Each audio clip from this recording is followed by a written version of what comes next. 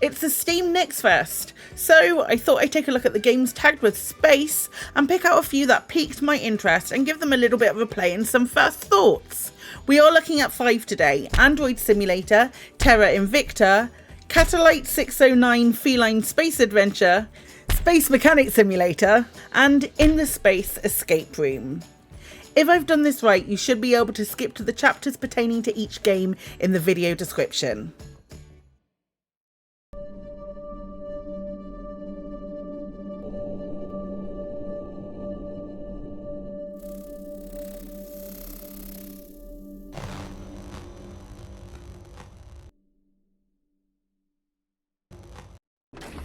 Android Simulator intrigues me. You play a very unsettling looking android aboard a huge ship travelling through space. The demo is relatively straightforward. You follow the green lines, complete tasks, make everything perform optimally. There is a little bit of trial and error with some of the tasks as well, moving sliders or setting values haphazardly until you finally get the beep of completion. But even in the short demo, all of that seems to make sense. It has, however, left me full of questions. Why is this android alone on this vessel? Are we going to meet any of the crew? And are there going to be jump scares in this? Overall, it gives a hugely creepy vibe, and I am here for it. This is definitely one to watch.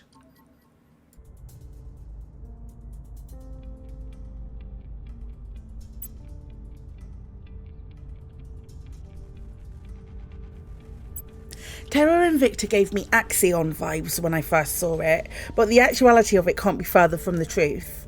While I am partial to a good management game, the sheer volume of tips in the tutorial was incredibly overwhelming and an awful lot to get through in one sitting, as the developers have made the obscure decision to not allow you to save your game in the demo, meaning taking some time away from copious reading material in place of gameplay wasn't really an option unless I wanted to stay logged into the game. I'm ashamed to say I quit before finishing the tutorial, and unless the UI receives a huge overhaul, it's unlikely that I will be picking up this game again.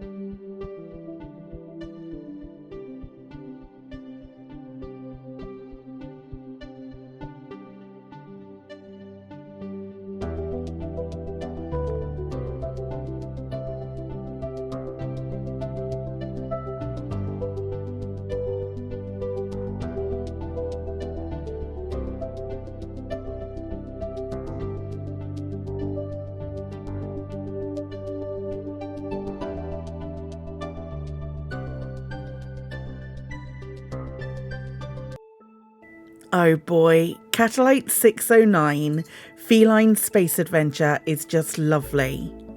It's a little bit loading bar simulator and it does reward patience, but the graphics are super cute and the little comic panel style cutscenes are so adorable, it makes me believe I'm a couple of decades older than the target audience. It's incredibly relaxing to play, watching your little catellite bob across stars and purple planets to really beautiful music, that even the emergency that also resulted in a little mini game didn't remove me from my zen state. Also, cats in space! What's not to like?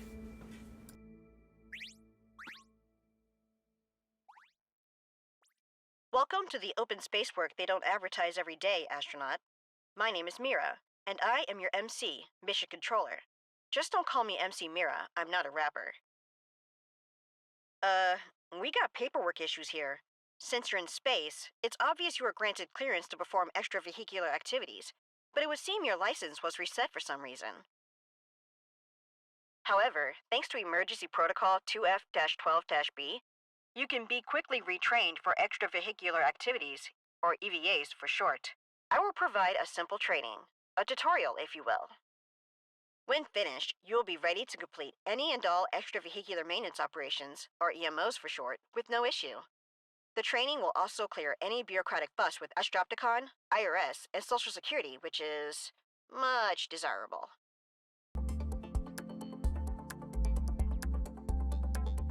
I love simulator games. Games like PC Build Simulator or Car Mechanic Simulator, where there's something incredibly cathartic about clicking on highlighted items in a specific order to create something amazing. One thing though that I've never thought games in that ilk were lacking were survival mechanics. Space Mechanic Simulator, on the other hand, felt differently, which is very disappointing. It's also really difficult to relate to as I don't really recognise any of the parts. It's a bit like assembling and disassembling the most complicated pipe connector game that you've ever seen. Needless to say, not one for the wish list.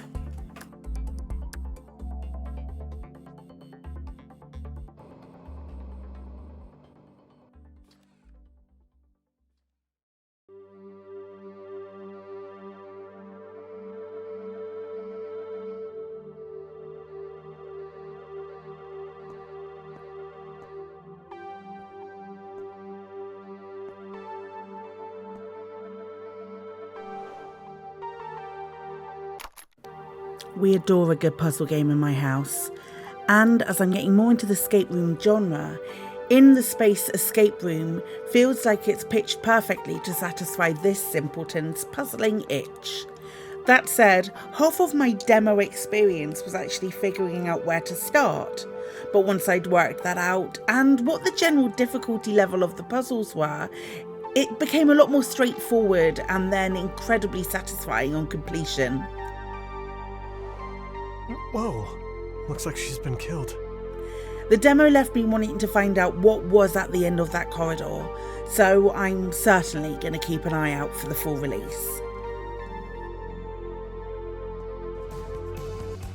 So that's that. Some hits, some misses, and a whole lot of potential. It's a really good time to be a fan of space games.